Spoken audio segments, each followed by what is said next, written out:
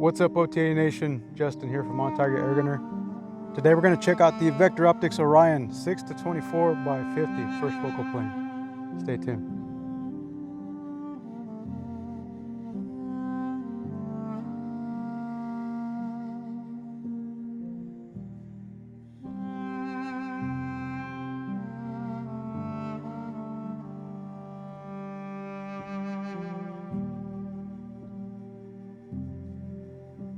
All right, so this is one of the new releases from Vector Optics, the Orion Pro Max 6 to 24 by 50 mil HD first focal plane. It's a mouthful, but it's a little bit different from the other Orion lines featuring the HD lens. I will show some scope cam footage and we'll do a tracking test, so make sure you stay tuned for all that. Let's get to it.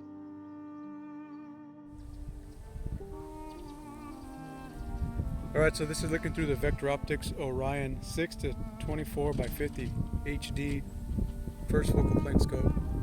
Right now it's at the lowest magnification. Looking at some gongs that I have out at about 80 yards. Let's zoom it in, see how it looks. 8 power, 12 power, 16 power. Now let's take it all the way up to 24. So there's 24. Let me get back on the target right there. And now I'll clear it up with the parallax.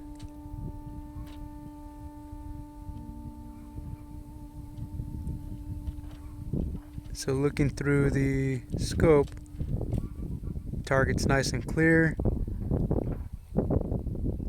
Hopefully that translates into the camera.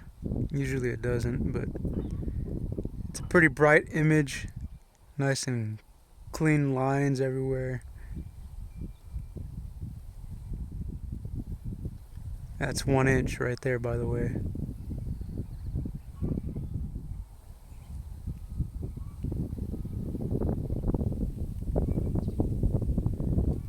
Let's look at some stuff a little further away. I'm going to back it out on the zoom.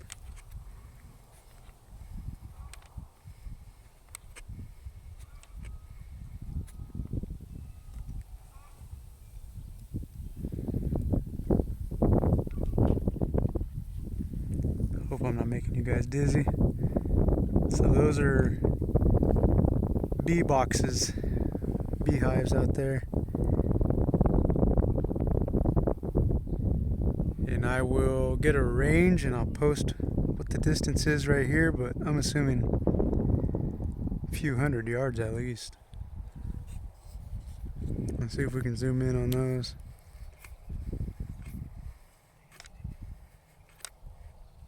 So that's full magnification. Clear it up with the parallax.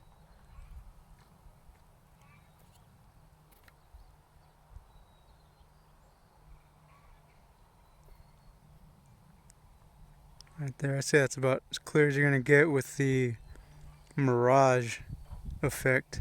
You can see the mirage lines. But definitely if that was, going for a coyote or, well, I mean, there's a crow. Coyote, elk, something like that, that's further out. It doesn't matter what kind of scope you get, you're going to get those mirage effect.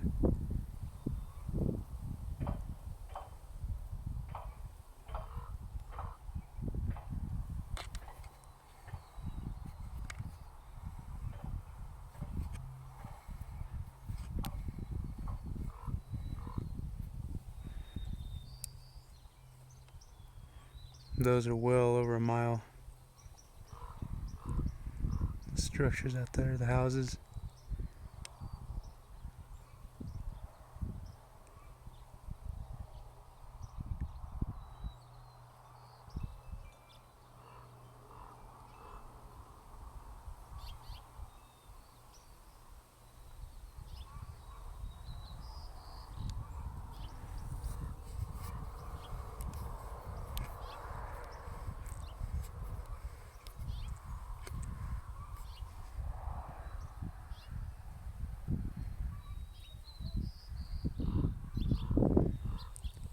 Pretty clean image. Let me see if I get a quick range on that.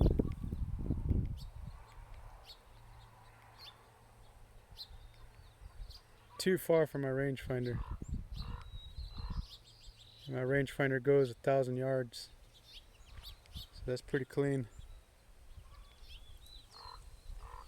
And those B boxes were 530 yards. By the way, I just got a range on that. Pretty nice scope, pretty nice image.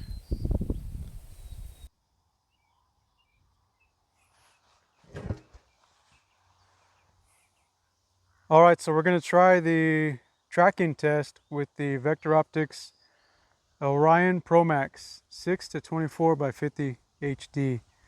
If you haven't watched any of my scope review videos before, what I have is a paper with 3.6 inch boxes because 1 mil at 100 yards is 3.6 inches. Since this scope is in mil radians, we're going to do 2 mil at 50 yards, and that should equal to 3.6. So the box, the paper is 50 yards away from us. The paper is level. I know the box isn't level, but the paper, I got it level. The scope is level as we can be with each other. So here we go. Make a note of where the dot is on the scope compared with the dot on the target. It's not exactly on there. It's super hard to get it perfectly aligned. I'm not on level ground on either spot, so it's just as close as I can get. So what I'm going to do, I'm not going to look through the scope. I'm not going to look at the picture on the camera. I'm just going to count the clicks, and we're going to go 20 clicks up and 20 clicks to the right, and it should be tracking along those lines on the paper. So let's go ahead and get started. So we'll go 20 clicks up.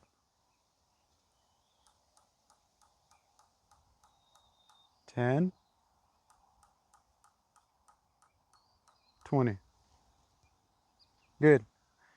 Now we'll go 20 clicks, hopefully to the right.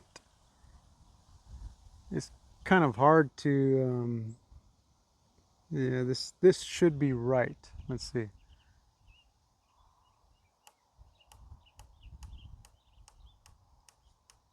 10,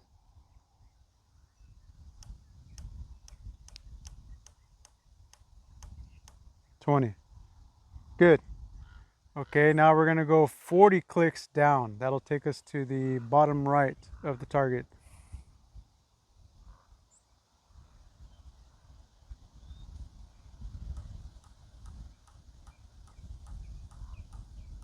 10,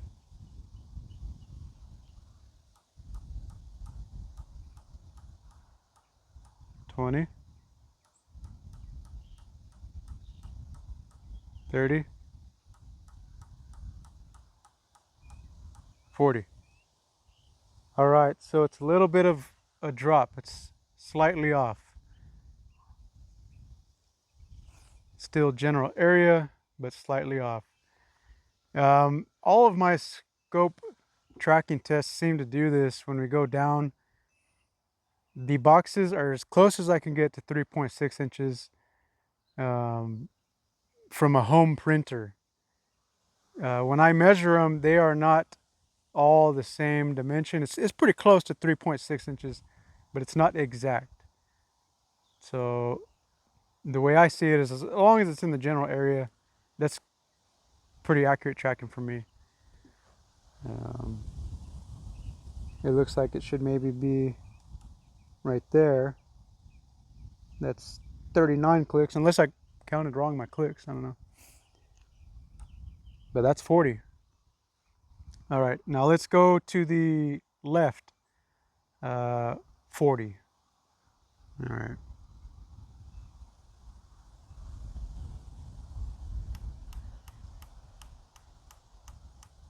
10,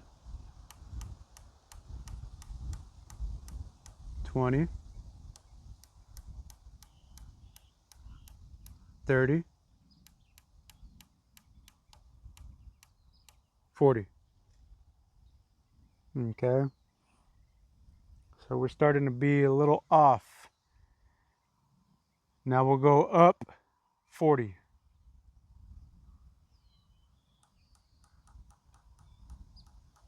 10, 20, 30, 40. Now we're going to go back to the right 20.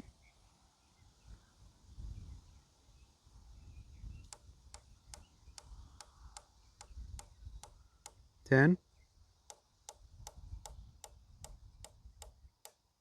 20. And we'll go back down 20, and that should take us back to the 0.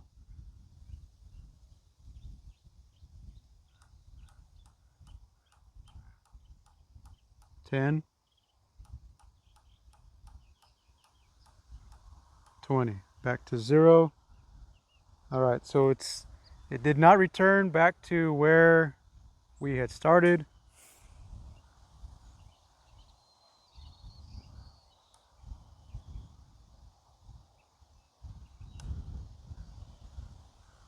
Looks like just one click off both directions. One click up, one click over to the side, and we would have been there.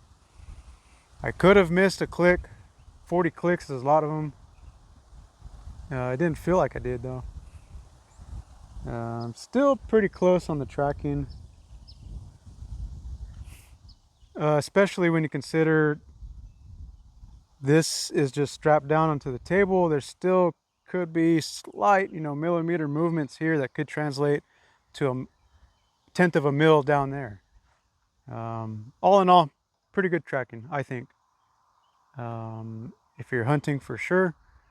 If you're target shooting, competition shooting, I don't know, maybe in that case might have to do some more serious, solid, no movement at all testing. I'm not going to do that. This suits my needs for sure. Tracks how I want it to track. Enough to be able to get my squirrel hits, coyote hits, whatever it is that I'm hunting. So, all right, stay tuned for recap. All right, so we'll finish up with the recap and my thoughts on it. So the tracking test showed that it was a little bit off when we were doing our box test with the turrets. I watched the footage again. I counted the clicks. Clicks were correct. Just for whatever reason, it was slightly off.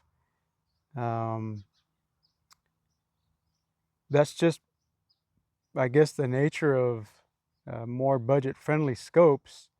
Even higher end, more expensive scopes still seem to never track correctly, at least from what I've seen in other scope reviews.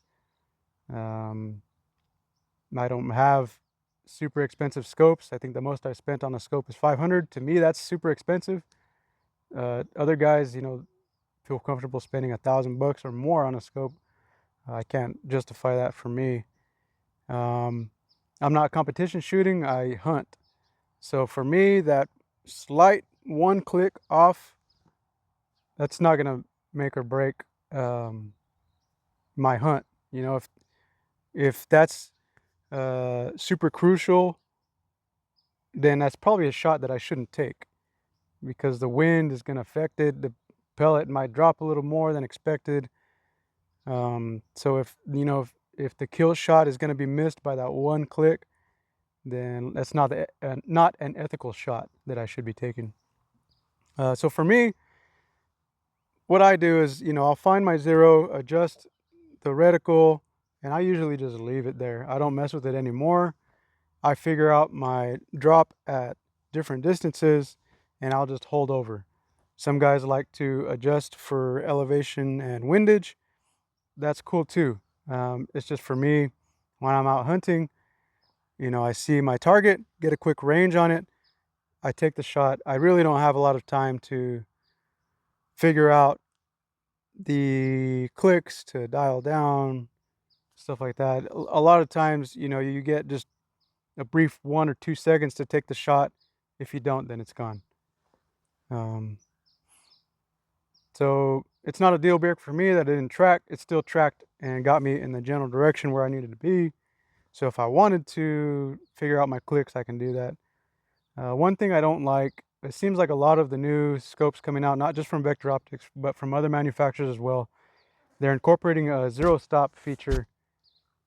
I guess some shooters might like that, but for me, for air gunning, the pellet trajectory has a big arc. And depending on my distance, it might be where I need to go below my zero. And if it stops at the zero, then I'm forced to use the holdover if I want to hit my target. I would rather have the option, I guess, to be able to either choose zero stop or not zero stop. What I ended up doing is just removing the turret, removing the zero stop ring, and now I can go above and below as much as I want, you know, as long as it's within the amount of range that's built into the turret. But I'm not limited by that zero stop. That's something you guys can do as well. The drawback to having the zero stop is this top turret does not lock. It's not a push and lock. There is no locking at all. So that's kind of a drawback for me. You know, if I'm hunting and I have the rifle slinged, walking around, I don't know, this could get caught on one of the strings on my backpack or something, and, you know, just quickly pull the turret out of my adjustment. I would prefer a locking turret over a zero stop turret. So I don't know, Vector Optics, if that's something that you guys can incorporate later on. Maybe just have that as a feature, or maybe just a dedicated line that has zero stop, and you have these other scopes that don't have the zero stop. The windage is push and lock. I like that. It's just elevation is not. But the image is clear, nice and bright. No real washout of colors, anything like that. The reticle, even backed out at the lower magnification, has the nice thick sides on the reticle and bottom. So some of the scopes, you know, it's just one thickness, and when you back out the zoom, it's really faint to pick up that reticle. The reticle on the Orion has thicker lines on the outside that kind of disappear when you zoom in, but it helps you to stay on target, to get that quick target acquisition when you're on the lower magnifications as well.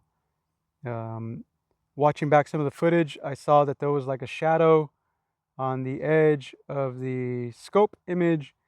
That's not how it is in real life. That's just a matter of getting my camera mounted directly at the perfect angle to capture the image, and that's super hard. That's really tedious. I'm not going to spend an hour just to get that perfect shot. I just wanted to get you guys, you know, kind of a feel of what the image looks like. The image is clear, no doubt. The edges are clear regardless of the magnification. It's just, it might not be portrayed like that in my footage. I do know that when you zoom in, the eye relief tightens up, but that's how it is with any scope. When I'm backed out on the magnification, it has a more generous eye relief.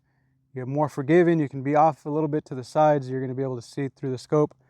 But when you zoom in, especially on these higher powered scopes, this one's 24, the eye relief tightens up. You got to be, you know, pretty much lined up correctly, right on, to see the image. And that's not necessarily a bad thing. To me, that just ensures that, you know, you're pretty much centered on. You're not going to get any parallax shift or anything like that. So just keep that in mind. Anyways, Vector Optics, thank you for sending the scope. I appreciate it. It's a really good product. Again, I think this is the 5th or 6th scope from Vector Optics that I've taken a look at, and I think they're the brand that I'm going to go with. I've tried Monstrum, Vortex, Redwind. Redwind's a good one. Vector Optics, CV Life, Pinty, probably some others too. West Hunter, Discovery. And so far, Vector Optics is my favorite. I'm not trying to be biased.